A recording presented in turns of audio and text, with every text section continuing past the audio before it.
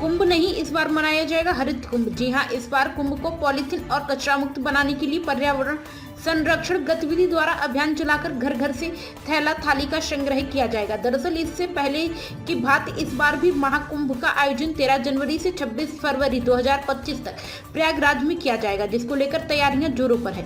आयोजन के बाद गंदगी का अंबार प्रत्येक बार संगम किनारे हो जाता था, जिसको लेकर इस बार राष्ट्रीय स्वयंसेवक संघ ने महाकुंभ को हरित कुंभ बनाने की योजना बनाई है और इसके लिए उनके द्वारा उत्तर प्रदेश के हर शहर से थाली और थैला का संग्रह किया जा रहा है, जिससे महाकुंभ में आने वाले तीर्थयात्रियों को थाली में प्रसाद मिलेगा और वहां थैले का प्रयोग कर सकेंगे, जो कि उन्हें आरएसएस के वॉलेंटियर द्वारा दिए जाएंगे, जिससे डिस्पोजल और पॉलीथीन पर प्रतिबंध लग सकेगा और होने वाली गंदगी से संगम को बचाया जा सकेगा।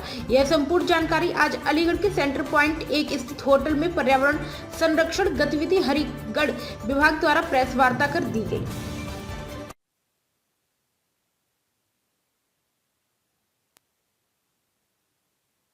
लेकिन उस दिशा में हम एक बहुत अच्छा कदम आगे बढ़ा चुके होंगे, क्योंकि पिछले कई कुंभ के और ऐसे जो धार्मिक आयोजन है, एक और मुद्दा आपने उठाया है स्थानीय स्तर पर, तो हमारी जो 3 बातें हैं, जन जन में कुंभ, घर घर में कुंभ और कुंभ में कुंभ, इसमें से हमें केवल कुंभ में थैले और थाली बांट करके ही इस काम को पूरा नहीं करना है, क्योंकि अनुमान है 30-35 करोड़ श्रद्धालु इस कुंभ में आएंगे, सरकार का ऐसा अनुमान है।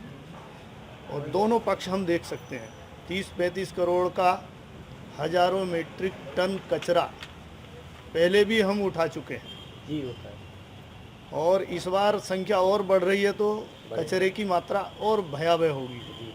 क्या कर सकते हैं? तो हमारी बातचीत वहाँ स्थानीय प्रशासन से भी हुई है और हम लोग क्या कर रहे हैं, एक थैले का मतलब है आने वाले श्रद्धालुओं से एक आग्रह है, जन जन में कुंभ का मतलब अभी जो हम प्रचार माध्यमों के द्वारा ये समाचार समाज में दे रहे हैं, तो उसका टाइटल है जन जन में कुंभ। उसका उद्देश्य है अभी से लोग अवेयर हों, जागरूक हों, कुंभ में जाते समय ध्यान रखें कि मैं पॉलीथीन लेकर के नहीं जाऊंगा, ले गया तो एक कपड़े का थैला है मेरे पास, उसमें डालूंगा। फिर भी अगर थैला नहीं ले गए तो हमारे जो वॉलंटियर्स हैं, ये मैं समझता हूँ करीब 25-30 लाख थैले थाली हमारे इस बार कुंभ में इकट्ठे होने चाहिए। तो वो सभी हमारे कार्यकर्ता 20 प्रवेश द्वारों पर खड़े होंगे और सारा थैला थाली वितरण करेंगे।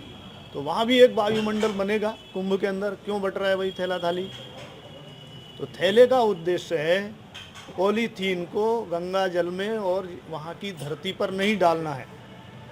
ये अभ्यास में अगर 4 दिन, 5 दिन, 10 दिन, 40 दिन के कुंभ अनुष्ठान में आ गया तो अपने स्थान पर आकर के भी व्यक्ति फिर एक सेंसिटाइज होगा। मैं अपने स्थान के धर्म स्थलों, अपने घर को, अपने धार्मिक अनुष्ठानों को भी ऐसा बना सकता हूँ और इसको हम आगे भी प्रचारित कर सकते हैं। इतने बड़े कुंभ के अंदर अगर हमने 10% कचरा भी मिनिमाइज किया तो एक उल्लेखनीय उपलब्धि केवल भारत के सामने, अभी केवल भारत का विषय नहीं है, दुनिया में ये थैले थाली हमें अन्य करीब 100 देशों से भी आने की संभावना है। कचरा कलेक्ट करने के लिए कोई मतलब जो है कलेक्शन पॉइंट भी रखेंगे आप लोग? नहीं, वो हम सरकारी सरकारी व्यवस्था को सहयोग करेंगे।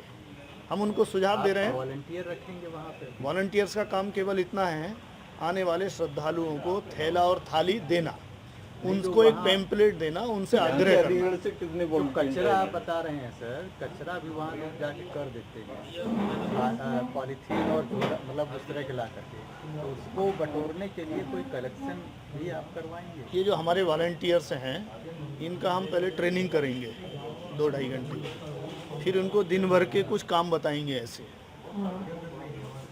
तो कितने आएंगे अभी इसका अनुमान नहीं लगा सकते। और इसमें पर्यावरण संरक्षण समिति द्वारा एक अनूठी पहल पहली बार की जा रही है और वो है कि जहां हम पवित्रता की बात करते हैं, मन की पवित्रता की बात करते हैं, तन की पवित्रता की बात करते हैं और अपने समाज और पर्यावरण की भी पवित्रता की बात करते हैं, तो इस महाकुंभ से बढ़कर कोई जगह स्थान हो नहीं सकती। जिस गंगा, यमुना और सरस्वती के मेल के सरोवर में हम स्नान करके अपने आप को शुद्ध कर अपने आत्मिक और शारीरिक शुद्धि की बात करते हैं, वहीं माँ गंगा, यमुना और सरस्वती को भी शुद्ध और पवित्र रखने की जिम्मेदारी हमारी है। और इस अनूठे अभियान को करने के लिए एक बहुत अच्छी पहल हमारे आरएसएस द्वारा की गई है और वो ये है कि हम प्लास्टिक